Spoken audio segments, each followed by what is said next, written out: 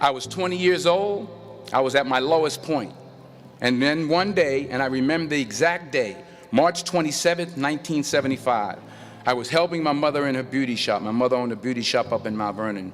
And there was this older woman who was considered one of the elders in the town. And I didn't know her personally, but I was looking in the mirror, and every time I looked at the mirror, I could see her behind me, and she was staring at me. She just kept looking at me. Every time I looked at her, she kept giving me these strange looks.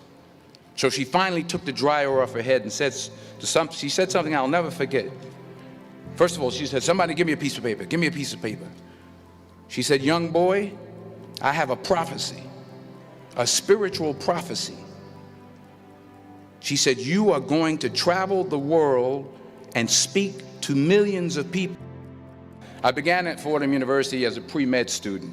I took a course called cardiac morphogenesis. I couldn't read it, I couldn't say it, I sure couldn't pass it. So then I decided to go into pre-law, then journalism. And with no academic focus, my grades took off in their own direction. I was a 1.8 GPA one semester, and the university very politely suggested that it might be better to take some time off. I found that nothing in life is worthwhile unless you take risks. Nothing. Nelson Mandela said, "There is no passion to be found playing small and settling for a life that's less than the one you're capable of living." Fail big. You will fail at some point in your life. Accept it. You will lose. You will embarrass yourself. You will suck at something. There's no doubt about it. In the acting business, you fail all the time. Early on in my career, I auditioned for a part in a Broadway musical. Perfect role for me, I thought. So I'm in the wings, I'm about to go on stage, but the guy in front of me, he's singing like Pavarotti, and I'm just shrinking, I'm getting smaller and smaller. So they say, "Oh, thank you very much, and you'll be hearing from us." So I come out with my little sheet music, and so I assumed I didn't get the job. But the next part of the audition, he called me back. The next part of the audition is the acting part of the audition. Now I'm like, hey, okay, maybe I can't sing, but I know I can act. So they pair me with this guy, and again, I didn't know about musical theater. And musical theater is big, so they can reach everyone all the way in the back of the stadium. And I'm more from a realistic, naturalistic kind of acting where you actually talk to the person next to you. So I don't know what my line was. My line was, "Well, hand me the cup." And his line was, "Well, I will hand you the cup, my dear. The cup will be there to be handed to you."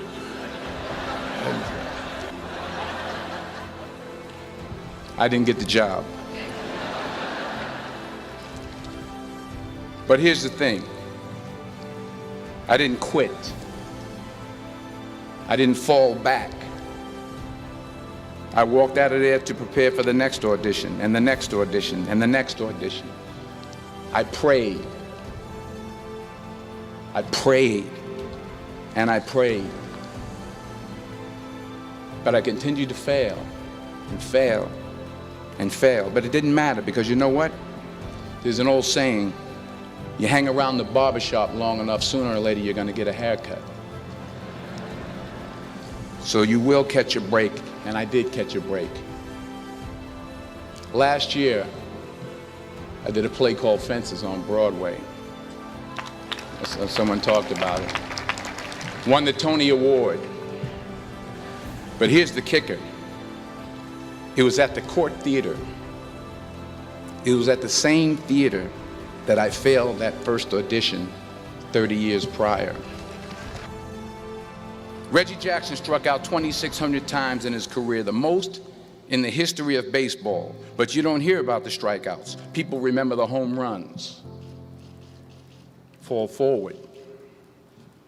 Thomas Edison conducted 1,000 failed experiments. Did you know that? I didn't know that. Because the 1,001st was the light bulb. Fall forward. Now, I'm sure in your experiences in school and applying to college and picking your major and deciding what you want to do with life, I'm sure people have told you to make sure you have something to fall back on. Make sure you got something to fall back on, honey. But I never understood that concept, having something to fall back on. If I'm going to fall, I don't want to fall back on anything except my faith. I want to fall forward. I figure at least this way I'll see what I'm going to hit. Fall forward. The point is, every graduate here today has the training and the talent to succeed. But do you have the guts to fail? While it may be frightening, it will also be rewarding. Because the chances you take, the people you meet, the people you love, the faith that you have, that's what's going to define you. Keep working, keep striving, never give up, fall down 7 times, get up 8. Ease is a greater threat to progress than hardship. Without commitment, you'll never start, but more importantly, without consistency, you'll never finish. It's not easy. If it was easy, there'd be no Kerry Washington. If it was easy, there'd be no Taraji Henson, P. Henson. If it were easy, there'd be no Octavia Spencer. But not only that, if it were easy, there'd be no Viola Davis.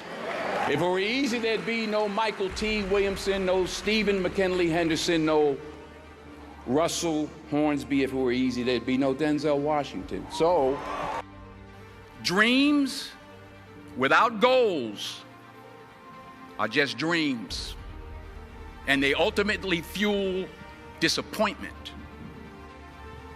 So have dreams, but have goals. Life goals, yearly goals, monthly goals, daily goals.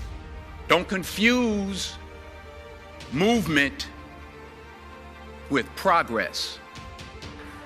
Remember, just because you're doing a lot more doesn't mean you're getting a lot more done.